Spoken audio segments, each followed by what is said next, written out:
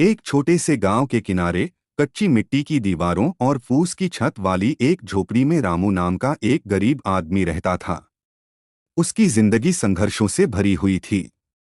दिन भर मेहनत करने के बाद भी उसे इतना ही मिल पाता था कि किसी तरह 2 वक्त की रोटी जुटा सके। कई बार तो ऐसा भी होता कि उसे और उसकी पत्नी को भूखे पेट ही सोना पड़ता।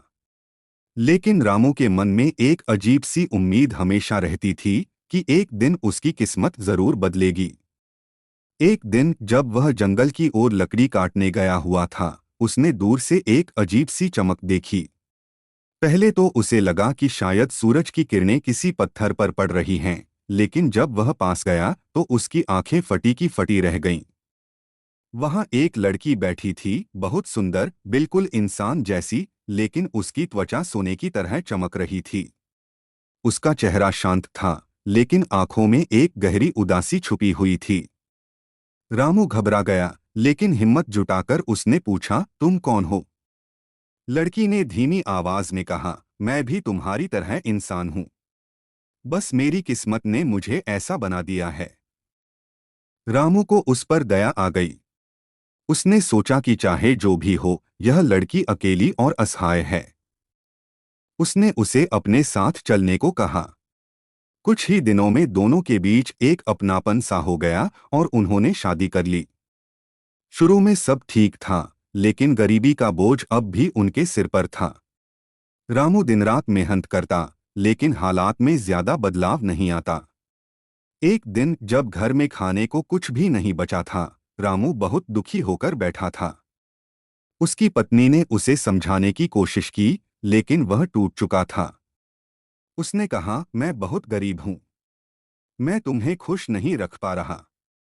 उसकी पत्नी ने मुस्कुराकर कहा, खुशी पैसे से नहीं होती रामू, साथ से होती है। लेकिन रामू के मन में अब एक खतरनाक विचार जन्म ले चुका था। उसने सोचा, अगर उसकी पत्नी सच में सोने की बनी है, तो उसका थोड़ा सा हिस्सा बेचकर वह अपनी गरीबी दूर कर सकता है। अगले दिन वह उसे लेकर शहर गया और एक बड़े सुनार के पास पहुंचा। सुनार ने जैसे ही उस लड़की को देखा, उसकी आंखें चमक उठीं। उसने तुरंत पहचान लिया कि यह कोई साधारण चीज नहीं है। उसने चालाकी से रामू से कहा, यह बहुत कीमती है, मैं तुम्हें इसके बदले अच्छा पैसा दे सकता हूं। रामू ने थोड़ी झिझक के बाद अपनी पत्नी के बालों का एक छोटा सा हिस्सा कटवाकर बेच दिया। सुनार ने उसे अच्छे पैसे दिए। इतने पैसे रामू ने अपनी जिंदगी में पहली बार देखे थे। घर लौटते ही उसकी झोपड़ी में खुशियां आ गईं। अच्छे कपड़े, भरपेट खाना और थोड़ी सी आराम की जिंदगी, सब कुछ मिल गया। उसकी पत्नी ने कुछ नहीं कहा, बस चुपचाप सब देखती रही। लेकिन इंसान का मन बड़ा अजीब होता है।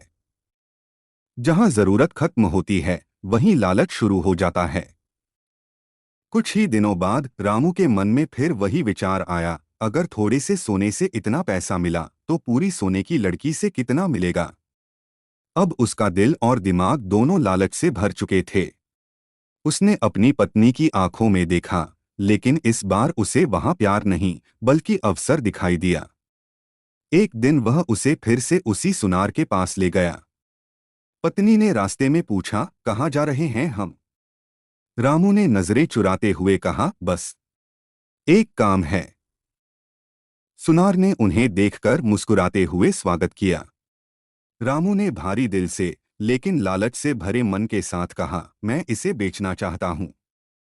लड़की की आंखों में आंसू आ गए। उसने कुछ नहीं कहा, बस चुपचाप रामू को देखती रही, जैसे आखिरी बार अपने जीवन के सबसे प्रिय व्यक्ति को देख रही हो। सुनार ने बहुत सारा पैसा दिया, इतना कि रामू अब अमीर बन गया। बड़ा घर, नौकर चाकर, ऐशो आराम, सब कुछ उसके पास था। लेकिन एक चीज हमेशा के लिए खो गई, उसकी पत्नी। उधर सुनार के घर में वह सोने की लड़की एक कमरे में बंद रहती। लोग उसे एक वस्तु की तरह देखते, उसकी कीमत लगाते, लेकिन उसके दर्द को कोई नहीं समझता। वह चुपचाप बैठी रहती और रातों में रोती रहती। उसके आंसू भी सोने जैसे चमकते, लेकिन उनमें दर्द असली था। इधर रामू की जिंदगी बदल गई थी, लेकिन उसके दिल में एक अजीब सा खालीपन था। पहले वह अपनी पत्नी के साथ हंसता था, बातें करता था, लेकिन अब उसके पास सिर्फ पैसा था, कोई अपना नहीं। रात को जब वह अपने बड़े से घर में अकेला बैठता तो उसे अपनी पत्नी की बातें याद आती। खुशी पैसे से नहीं होती, साथ से होती है। अब उसे समझ आने लगा था कि उसने क्या खो दिया है। एक दिन वह उसी सुनार के पास गया। उसने कहा, मुझे मेरी पत्नी वापस चाहिए। मैं सारा पैसा लौटा दूंगा। सुनार हंस पड़ा, अब वह मेरी है। और वैसे भी जो चीज एक बार बिक जाती है वह वापस नहीं मिलती। रामू के पैरों तले जमीन खिसक गई। उसने बहुत विनती की, लेकिन कोई फायदा नहीं हुआ। वह टूट चुका था। अब उसके पास सब कुछ था, लेकिन फिर भी कुछ नहीं था। दिन बीतते गए और रामू का पछतावा बढ़ता गया। उसने खाना छोड़ दिया, हंसना छोड़ दिया। वह हर दिन खुद को कोसता, मैंने अपने लालच में अपनी ही खुशियों को बेच दिया। आखिरकार एक दिन वह उसी जंगल में गया जहां उसने पहली बार उस लड़की को देखा था। वह वहां बैठकर रोने लगा। काश मैं उस दिन लालच न करता। काश मैं उसे कभी न बेचता। लेकिन अब पछताने से क्या होता। उधर सोने की लड़की भी हर दिन उसी उम्मीद में जी रही थी कि शायद एक दिन रामू उसे वापस लेने आएगा। दोनों अपने अपने हिस्से के दर्द में जी रहे थे। कहानी यहीं खत्म नहीं होती, बल्कि एक सीख छोड़ जाती है। लालच इंसान को अंधा बना देता है। वह सही और गलत में फर्क करना भूल जाता है। और जब तक उसे अपनी गलती का एहसास होता है, तब तक बहुत देर हो चुकी होती है।